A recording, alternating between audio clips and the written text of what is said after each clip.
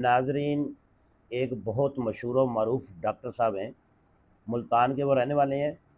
तो उनका रेफरेंस ये है कि वो तरबूज, समोसा, पकौड़ा, गीला, चने वाला, बिरयानी, पुलाव, मिठाइयाँ, सब्जियाँ, इन सब पे उन्होंने तहकीक की है और बहुत अच्छी अच्छी वीडियो इस कौम को दी हैं।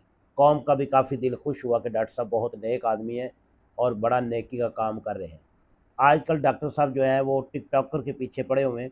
उन डॉक्टर साहब से ना मुझे बस एक ही गिला है कि उन डॉक्टर साहब ने कभी ज़िंदगी में अपनी फील्ड की तरफ आने की कोशिश ही नहीं की।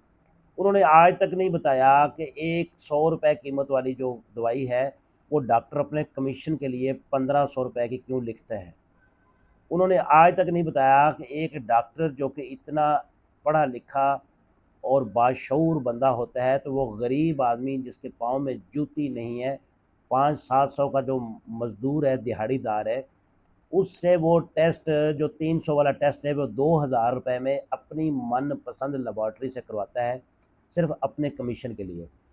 डॉक्टर साहब ने ये कभी भी नहीं बताया कि डॉक्टर जो होता है उसकी फ़ीस 200-300 रुपये गरीब के लिए भी हो सकती है, 5-10 हज़ार से कम भी रखी जा सकती है।